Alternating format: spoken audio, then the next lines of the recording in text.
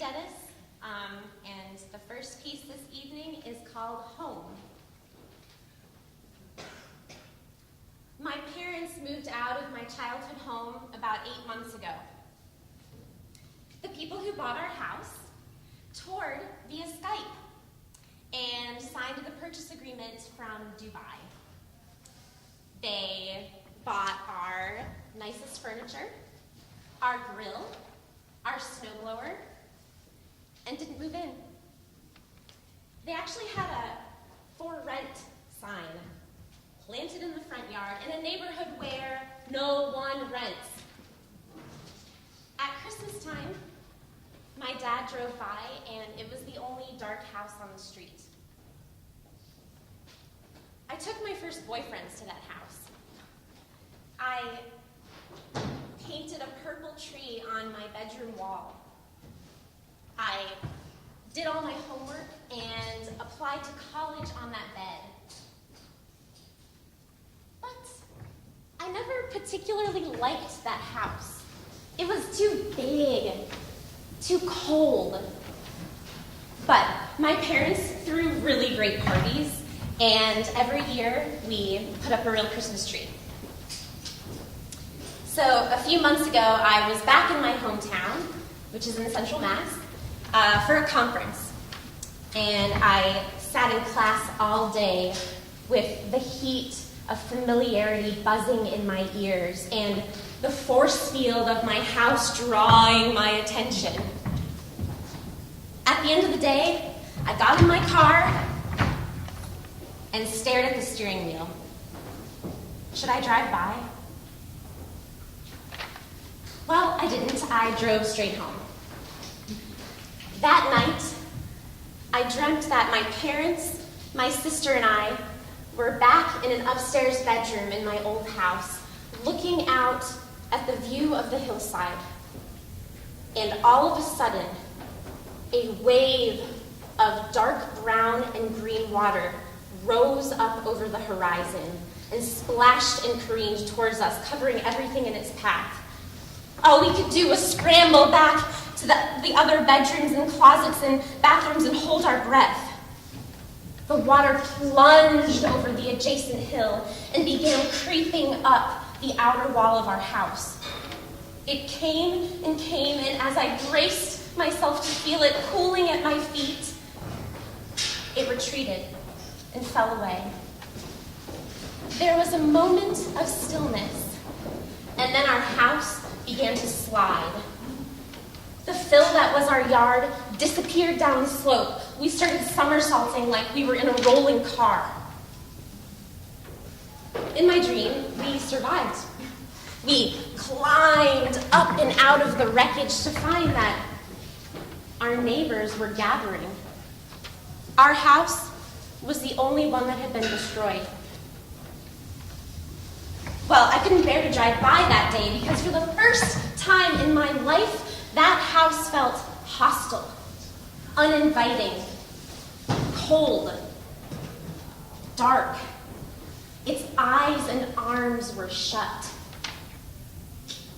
You know, Mom had always put the lights on at night, and damn it, I wanted to remember it that way. It would have been like seeing a loved one for the last time as a corpse, hollow and still.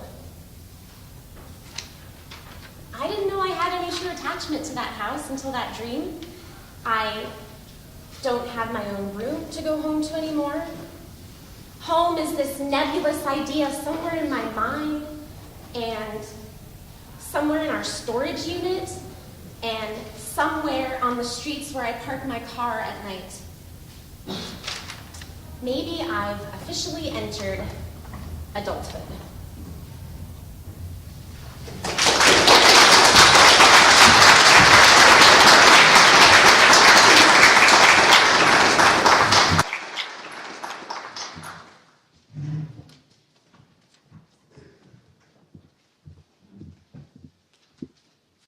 Hi, Danny. Come on in. Oh, how luck. Felicity, Danny's here, honey. Terrific. I'll be right out. So, here I am. Yes, thank you so much for stopping by, Danny. It's really wonderful. Oh,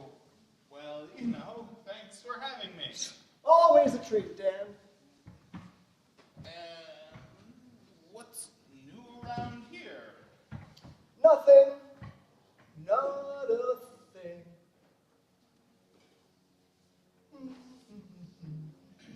Of course, I shouldn't expect much in the way of news. After all, I was over here pretty recently, wasn't I? Dan, you are welcome here as often as you like. Anytime you want to drop by, you don't even have to phone like you did today. Actually, as you'll recall, you phoned me and asked me over. That's what I'm saying. You don't have to phone. Just drop by unannounced, and Felicity and I will always be glad to see you. If we're not in the middle of something, I mean, or on our way out, or entertaining other people, or watching TV. You know, just drop by anytime. I mean it. I have to tell you, I have to hand it to you guys. Your place is always so tidy and clean. I don't mind telling you that mine is usually a mess. Now, tell the truth. Is it like this even when you don't have company? What do you mean, Dan? What would you like to drink? Good to see you, Danny. Ah, drinks. Of course. I didn't realize we were going to be serving drinks, honey. We can't just invite someone over and not offer him anything. I know, but I was going to bring out some edamame. People tend to linger over drinks. It'll be fine, darling. The meeting starts in 45 minutes, and we absolutely cannot be late. I know. No problem. I'm worried about the parking. Remember, it's arts night downtown. Relax. We'll give him a drink, chat for 5 and 10, and he'll be gone. Hey guys, if I come at a bad time or something. How absurd. Don't you know that any time is perfect for you to invite yourself over, Danny? Actually, Havelock invited me. Well, of course he did. I suggested it, in fact. Delighted, well, I'm sure. Like I always say, you just call any time, Danny darling. And here come those drinks. I guess you've been here often enough that I know what you like. Yep, if there's one thing I know, it's that our pal Danny loves a little glass of Chardonnay. A little glass. Yes, I'd say that what Danny has there is about a 4-minute Chardonnay. Wouldn't you agree, dear? Oh, absolutely. 4 minutes at the outside. 3.5, maybe. I could just take it to go if you prefer. I know I've seen some Dixie Riddle cups in your powder room. Nonsense, you're our guest, Dan. To go. How absurd. You're hilarious, Danny.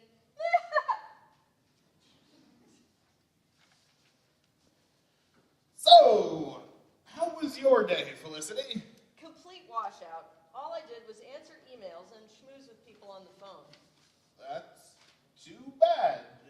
How about you, Havelock? Fairly productive, as a matter of fact. I got a lot of correspondence out of the way, and I made some important networking calls. Hey, that's great. Felicity, I was just telling Havelock how impressed I am with the fact that your apartment is always spotlessly clean. Seriously, I must be here, what, about once a week and... Anytime you want, Danny boy. You don't even have to phone, sweetie. And I could swear it always looks like you've just cleaned every inch of it. How you doing on that drink, Dan? Dear, wasn't it kind of Danny to invite himself over on a Wednesday? Wonderful. Always a treat. Wednesday must be such a busy evening for him. Why, I expect he'll have to be running off at any moment. No, this is more or less a quiet night for me, but if you two... Well, Tell me the gangster... truth. Stop! What is this all about? I don't know what you could need, sweetie. Do you, dear? Not an inkling. Look, for the past 3 months, you have invited me over here. Always on short notice, about every week to 10 days. I know we're friends, but we're not really very close friends. No offense. And we don't have that much in common. I like both of you, but we never seem to have anything much to talk about. And whenever I'm over here, at your invitation, you both seem kind of bored, preoccupied, and generally unenthusiastic about my being here, despite your phony display of bonhomie. The reality is that no sooner have I arrived than you start giving hints that you'd like me to leave, that you have other things to do. Say, Danny, we really don't have time to go. I am not leaving until you tell me why I'm here. Yeah. Well, It's very kind of you to compliment us on our clean apartment. Don't you think so, honey? don't try to change the subject. She's not actually changing the subject. Darling. What are you talking about? You'd better tell him, dear. Why should I have to tell him? He was your friend first. Yes, but you like him more than I do. Says who? Come now, sweetheart. Surely you haven't forgotten what you told me after the New Year's Eve party about that little fantasy of yours? Huh? All right, Big Mouth. I'll tell him why he's here.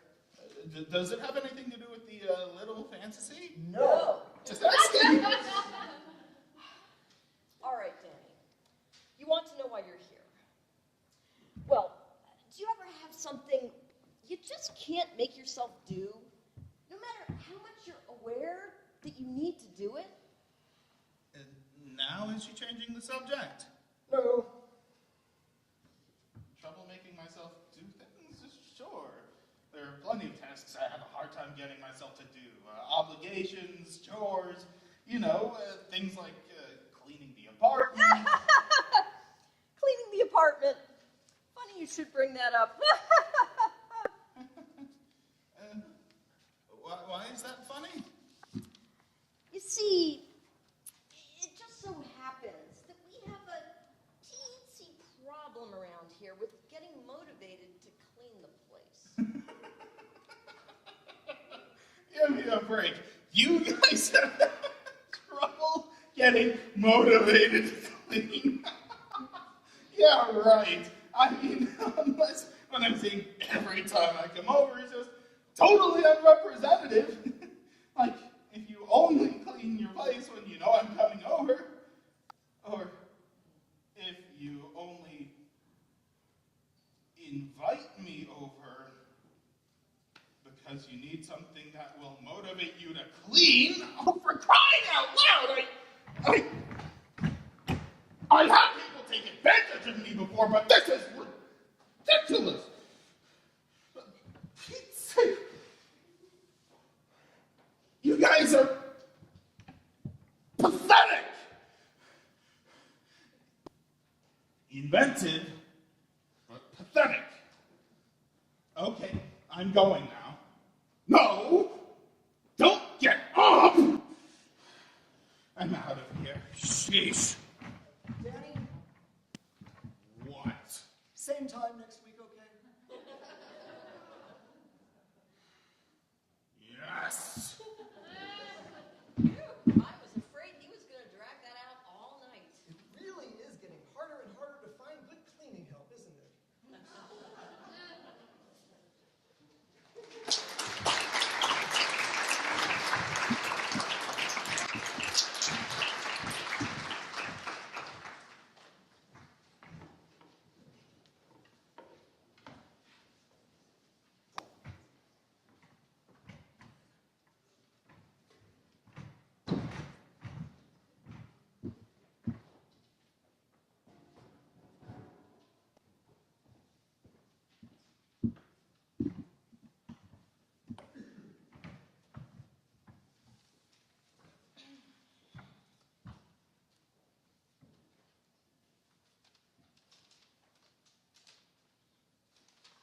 I don't know Robert Wilkes.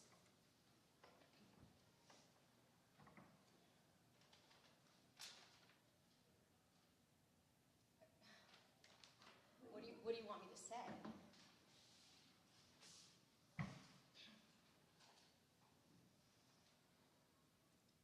Look, Mr. Jeffrey Harold, of Harold's and Fenton. I don't know this Robert Wilkes. I haven't seen Linda Wilkes in 17 years.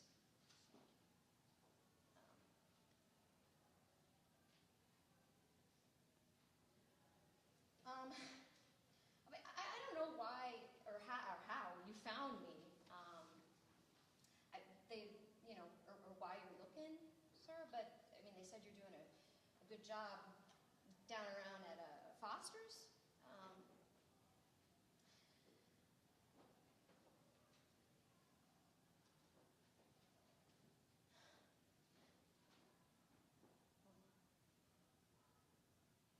Listen,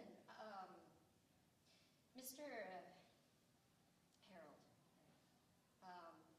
I don't know how much you learned about me from down at, from the people down at the clinic, right? But I'm a 30-year-old methadone addict, and I'm battling advanced stages of a disease that you and I both know ain't giving me any hope.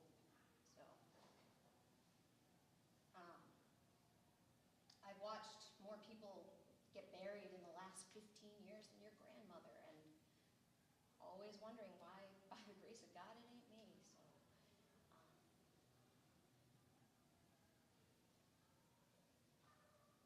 So,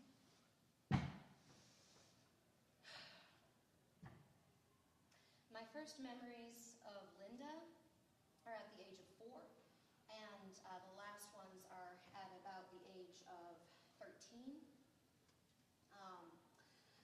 When we both disappeared. Who knows first, right? And as you can see, I've done a pretty good job trying to forget everything that happened in between. So,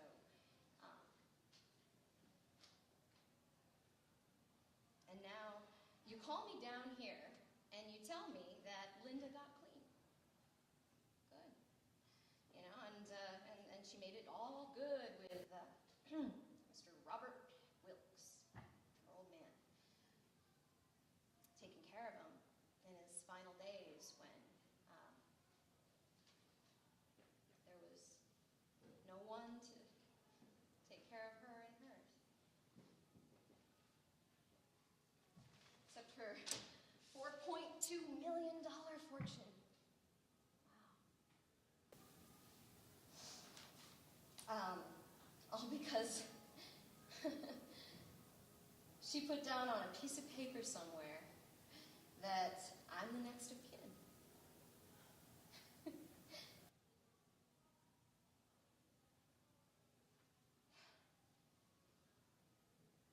Sir, I don't mean to insult your fine work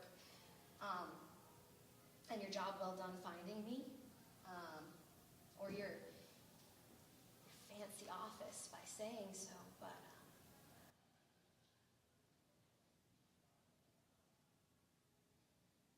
what makes you think I'm her real daughter?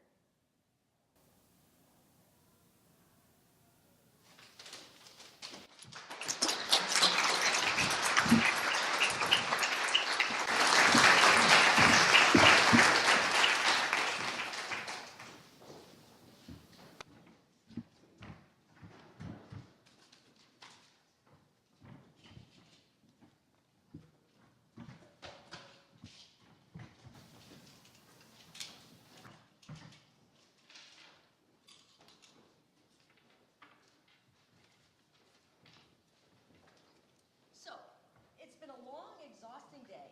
You've fought many battles, and you've won most of them, but just barely. Yeah. You've sustained significant damage. The wizards destroyed your helmet, the orcs rent your chest piece asunder, the goblins have taken your boots, and then there's the Tarrasque. How did it get my pants? Well, It doesn't have opposable thumbs. it's complicated. Right. At least I have the underwear. About that... You gotta be kidding me. Yes, I am. Jerk. Hey, I'm supposed to be an antagonistic dungeon master. There's antagonistic and then there's sadistic. Tomato, tomato. So, you come to the door of the inn. I go into the inn. Not yet, you don't. Oh, come on. The rules are the rules. I'm opening a door. Not until you roll for it. I'm opening a door. If you crit fail, then you don't. What happens if I crit fail? That's for me to make up as I go along. Maybe you tear the door off its hinges, invoking the wrath of the innkeeper and the tenants. Maybe you swing the door right into your head, doing a little bit of damage that may or may not kill you, but will at least require a Dungeon Master laugh break. Oh, great. Not a 1. Shucks. You open the door. The innkeeper is there. He bids you good morrow. And good morrow to you, good sir. Suck up. Suck up nothing. I'm in character. You're playing a suck up? Shut up. I am weary and worn, and I seek shelter for the night. Sure, it's only 100 gold. Gladly, good sir, The money's in my money pouch. The money pouch is attached to my belt. My belt is around my pants. The pants that mysteriously disappeared in the Tarrasque fight. Great. Well, looks like I'll have to go kill the Tarrasque.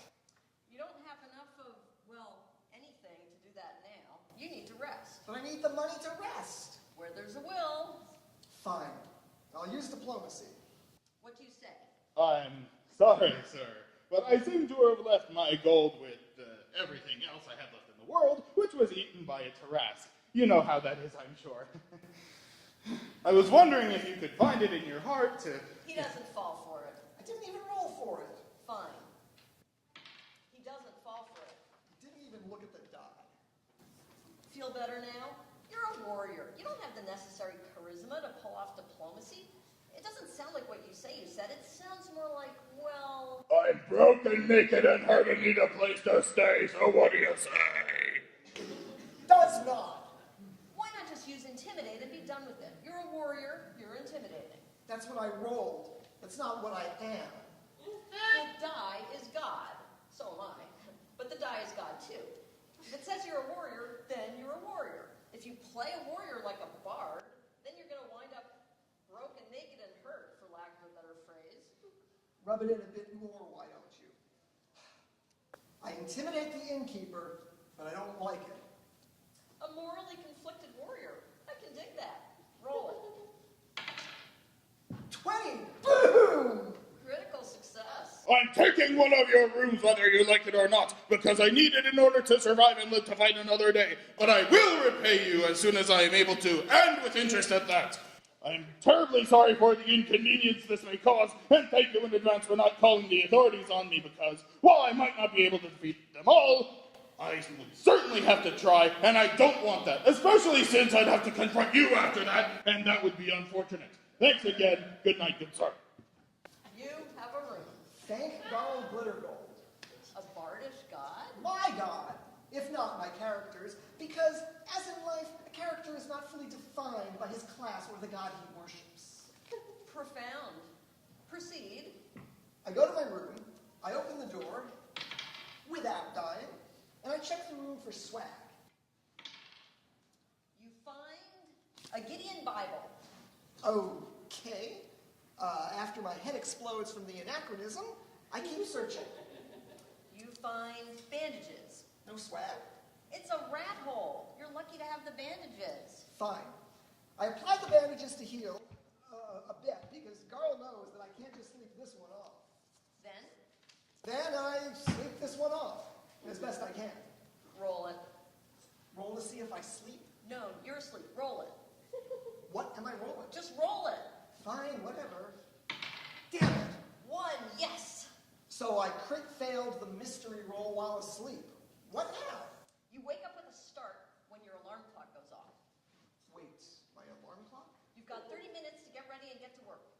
Okay, I'll bite. How far away is work? About 15 usually, depending on the traffic. And I only gave myself half an hour? That's what the alarm is programmed for. Oh, I should give myself an hour. That way I don't have to be stressed.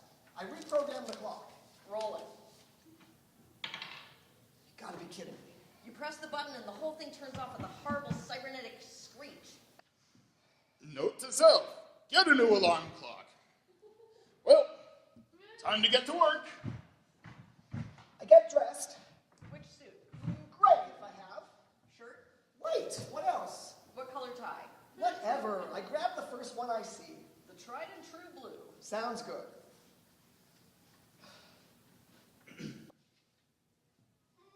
I'm off. So, you're outside, your car's in the driveway, I get in the car, I drive off. and your Pop-Tart goes uneaten in the cupboard. That'll do some damage to your constitution. Come on. Hey, breakfast is the most important meal of the day. I'm not going to let that one go unpunished. reflex check. An old lady tries to cut you off on the highway, but you get ahead of her just in the nick of time. Bite me, you old bag! Wow, I didn't think you had that in you. I surprise myself sometimes. How fast do you go? The speed limit. I don't want to get pulled over. You arrive to work 5 minutes late. What? You said it takes 15 minutes. I left with plenty of time. Sure you did, and you would have made it with time to spare if you had sped. How am I supposed to know that this guy's a speeder? A warrior would speed. But I'm not a warrior. Your papers say otherwise with all the stats you rolled on them. Fine. I go to work. There is a sea of cubicles. It's overwhelming. I search for mine. Roll it. This could take you a bit. Great. You pass a door and get a pit feeling in your stomach. Is it a dungeon? Much worse. I greet my coworkers in a friendly manner. Hi, hello, hey, morning. No one responds. No one? They're working. No one even smiles? Well, there's this one cute coworker who you have a bit of a thing with. She smiles. Hey, Hi. how are you? I'm okay. You? I'm okay, a bit tired, I guess, which reminds me, I don't suppose you could remind me where my cubicle is? Oh, silly. You know you're over there. Right, so I am, thank you. I beat a hasty retreat to my cubicle and get to work. Roll it. You turn your computer on and you get to work. What do I do? Who cares? Your phone rings and that pit feeling returns to your stomach. Oh, good. Hello? Your boss tells you we need to talk. Oh, good. Well, might as well get it over with. I walk to the door that gave me the pit feeling, and I open it. Your boss invites you to sit. I do. You're late. Sorry, boss. This kind of behavior just cannot be tolerated. Sorry. What do you have to say for yourself? I intimidate. Your boss? I am a warrior. But you're also a worker. Besides, if you provoke him, remember you have a lower constitution without breakfast. Fine, fine. I'll try diplomacy, even though it won't work. Roll it. It's okay, you're not late too much. Just don't let it happen again. I won't.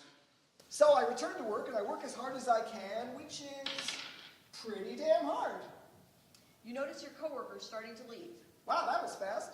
Time flies and all that. I look for the cute one. Have a good evening. Then I return to work. I work another half an hour to make up for the lost time. Then I leave.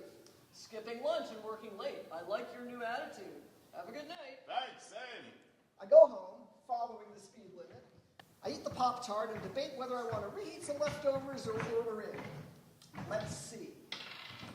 Chinese it is. I watch TV and I use my computer to check my mail and catch up on things. The Chinese food arrives. I pay and tip him 16%. Lucky for him, you didn't crit fail. Get into my pajamas, eat my food in bed, watch TV, and drift off to sleep. Do I roll? Nope. You wake up back in the inn. You do not know whether you are a warrior dreaming of being an office worker or whether you are an office worker dreaming of being a warrior. Wow. And the confusion results in will damage. Damn it!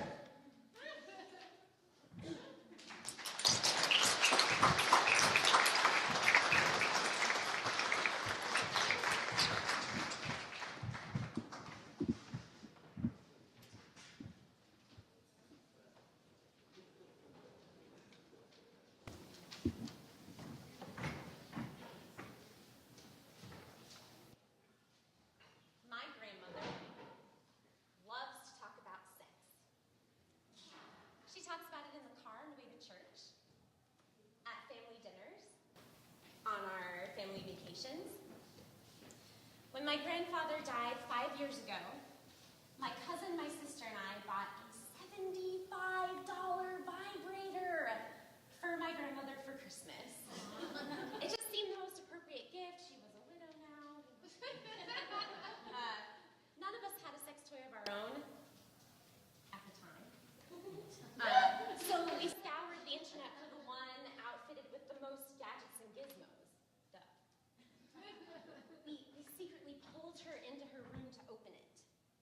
It came batteries included, so within seconds it was whirring and blinking like a carnival ride.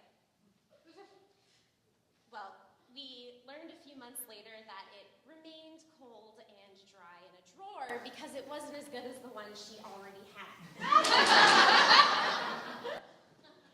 It's a brilliant biological feat that dementia doesn't affect libido, at least in her case.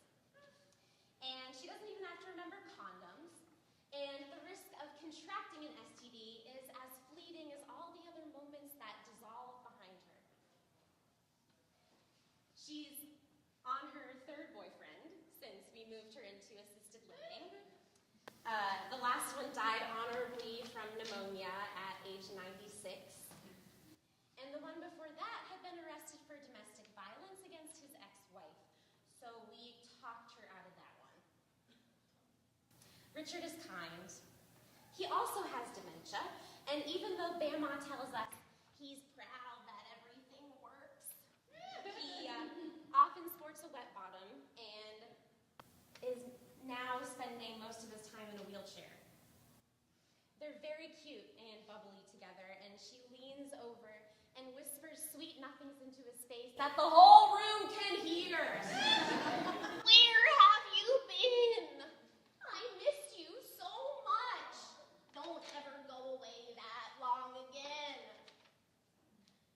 So a few months ago, my mom, who pays all my her mother's bills, noticed that my grandmother's cable bill was $50 higher than usual. After a long and difficult phone call with customer service, during which my mom explained several times that her mother has dementia and hardly knows how to turn on the TV, let alone make any purchases, my mom sent a picture of the cable bill to the family via text message. A list of at least 10 movie titles filled the screen on my phone. Hairiest muff ever. Forrest Hump.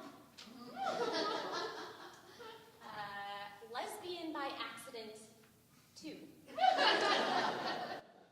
Well, Mom confronted Bama, who, whether it was the dementia or not, had no recollection of buying pornos on pay-per-view.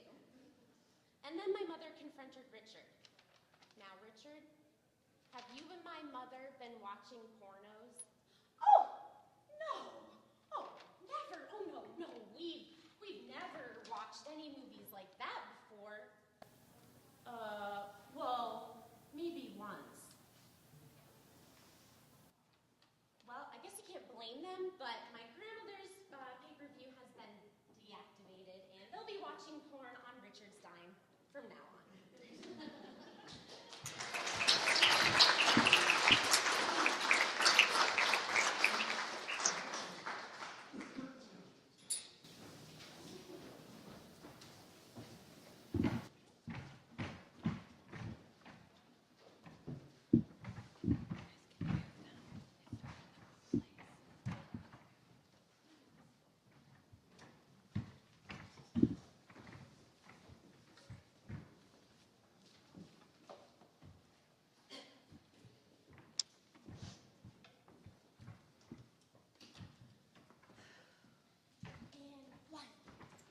One Big Mac, one Whopper, one famous star with cheese, one famous star without cheese, and one 3-piece meal, legs and wings. And 2. And 1. Fries, fried onion rings, Feel the burn, feel the burn, feel the burn, feel the burn. fried shrimp, fried chicken, fried clams, fried zucchini, And crunch. and honey mustard, barbecue sauce, ranch dressing, and sweet and sour. I know this may sound really odd. Dip the right elbow in and left. Dip the wings into the honey mustard. But in the King James Version of the Bible, the word glutton appears only twice. Into the deep leg lunges. Into the barbecue sauce, famous star with cheese. That's all. Twice. 1, 2. gluttonous, twice as well. As for the ranch dressing, that's a job for the Whopper. As for the calves, that's a job for the calf blasters. 4 times in total. The Bible mentions the sin of gluttony. Then there's just you, my little Big Mac. And then there's just you, my little Big Mac. And the real sweet and sour thing about all this is... And the sweet and sour. And the sweet and the sour. The cause of all this mess? That little word, gluttony. It is nowhere to be found in the whole gosh darn Bible.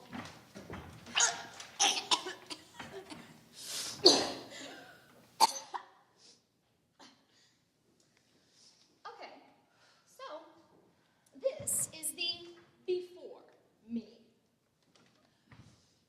Oh. Hold on a sec. I'm almost ready. Just one more second. The me before, right? Just like on all those late night exercise machine commercials. I mean, you know, right? Like the ones that they slap up there with the before photo and the after photo of some poor fatso on the screen to show you how much less of a fatso you could be if only you bought their, $1,000 exercise machine thing. Oh, I know we're late for Grandma's birthday dinner, and I'm coming. I just need a second here, Mom. But, okay, I'm getting off track. The misinformed will tell you that if you're raised in a Catholic family, that your parents are both seemingly and legally required to instill in you a dreadful fear of all things sinful. For fucking Christ's sake. No, not true. The chances are, if you're from a Catholic family, your parents don't actually know all that much more about sin than you do. Although, they typically do know more about being sinful than you do, but that's just a whole other topic altogether. No, they don't have to try to instill anything in you, because that's what grandparents are for. Bless our Lord, these daily breads which we are about to receive, some of us in larger quantities, and lead us not into temptation like the dessert cart that Pauline has been eyeing since we sat down here. From your bounty to Pauline's bounty, Christ our Lord, amen. The trick about being a sinner, even, as deadly a sinner as, an overeater sinner, is to always be seen to wage a crusade against your demons. I, for example, surmise that if I got my fill of eating out of the way before large family dinners, I could comfortably get away with ordering just a soup or a salad, because of the diet, of course. I'll just have the side salad with light house dressing on the side. You know, dear, I was at Saturday Rosaries at St. Mary's, and I was talking to that nice young man who they hired to paint the gym. I think his name is John, and he told me that he likes bigger girls. He said that the women on the television are just too skinny for his taste. That's what he said. Too skinny for his taste. Give him a Marilyn Monroe any day of the week, he says. And do you know what I say to him? No, Grandma Ivy. I say that kind of thinking leads many a man right down to the devil's doormat. A skinny woman just isn't a pretty woman. She's a godly woman.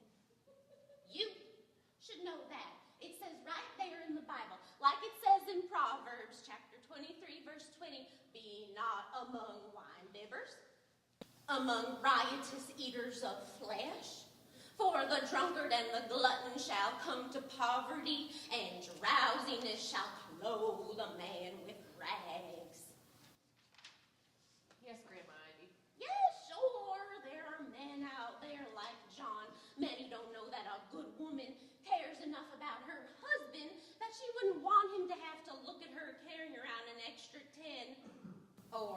20 pounds.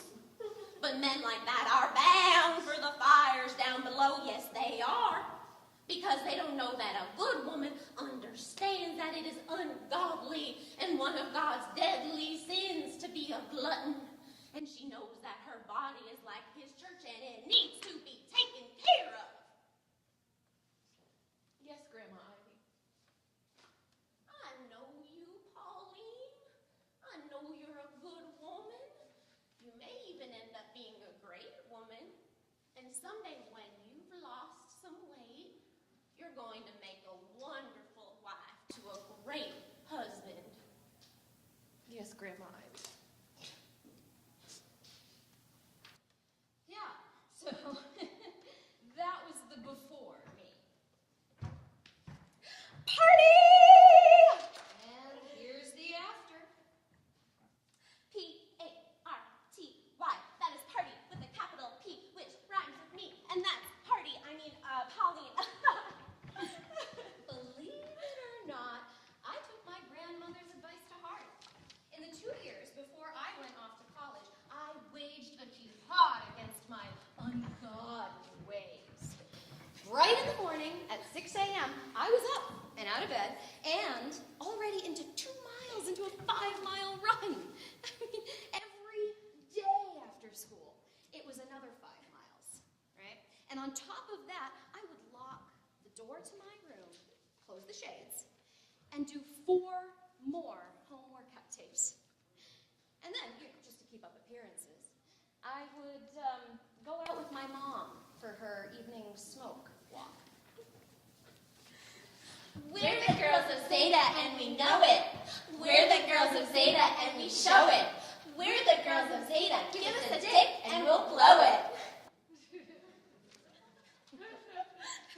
I could tell you every calorie on every item on the fast food restaurants and takeout joints menu. I knew how much of a cupcake I could have if I did a double workout without even having to do the math in my head. Not that I would ever have shared this with anyone, right? But I knew just how much of my knuckle it would take for me to eat that whole cupcake and not have to have it matter. We sit awake in Margaritaville, searching for my lost shaker of salt. Salt! Who has the damn salt?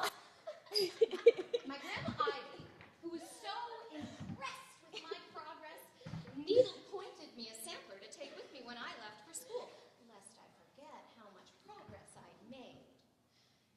And I quote, Then shall his father and his mother lay hold on him, and bring him out unto the elders of his city, and unto the gate of his place.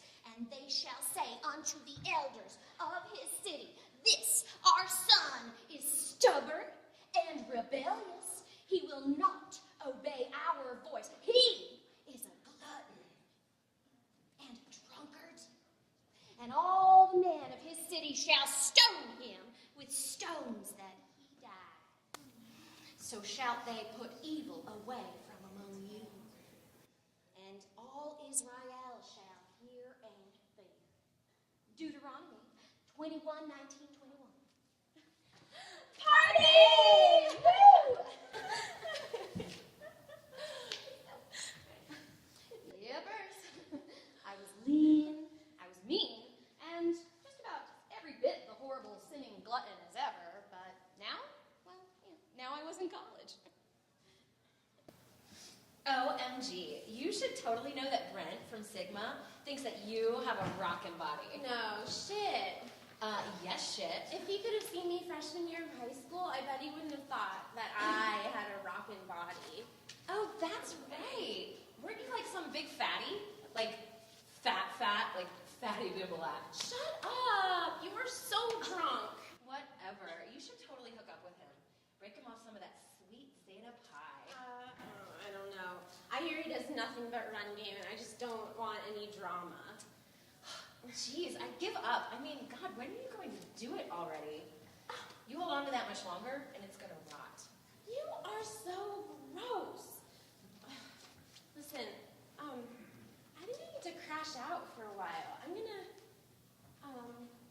gonna lay down over by the pool house, okay? Can you find me before you go, please? Yeah, pool house. Find you. Go. You got it, Chief.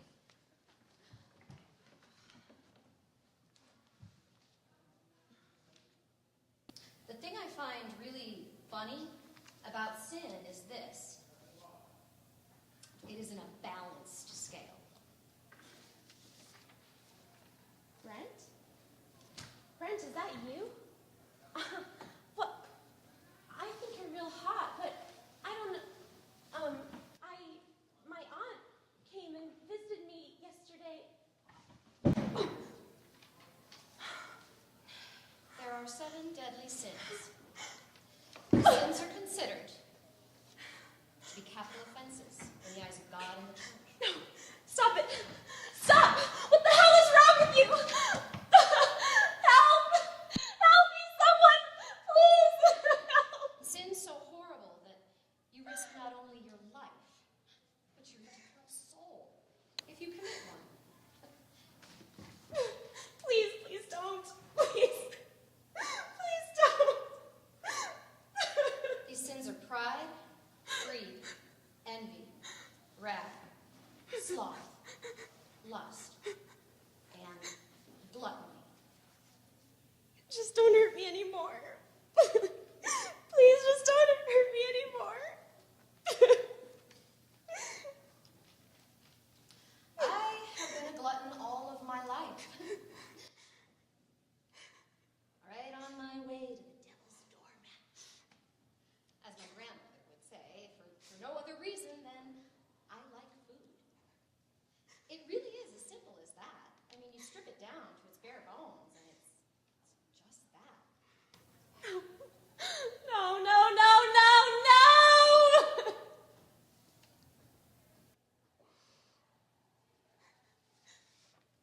It wasn't lust.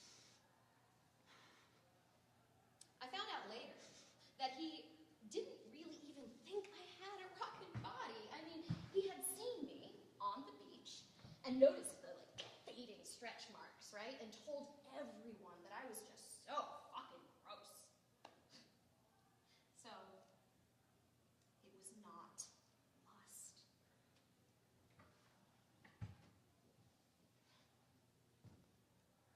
It was power. He had it. I didn't. Funny. Grandma never mentioned that sin.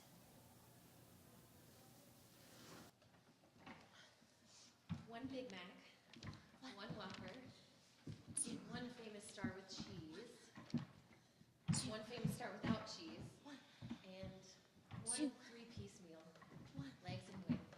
2. Feel the burn, feel the burn. Feel the burn, feel the burn. Fried onion rings, fried shrimp, fried chicken, fried clams, fried zucchini, and honey mustard, barbecue sauce, ranch dressing, and sweet and sour. I know this may sound really odd, but the word glutton only appears twice in the King James Version of the Bible. I know this, you see, because I have spent my whole life as the 800-pound gorilla in the living room that has been chained down by those 2 little appearances. But I'm working on it. The before me and the after me. Neither of them are the me now.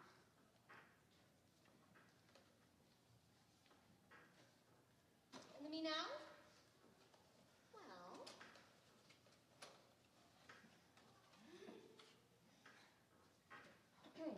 I have seen the kinds of people that are going into heaven, and yes, I may be working my way down to the devil's doormat, right?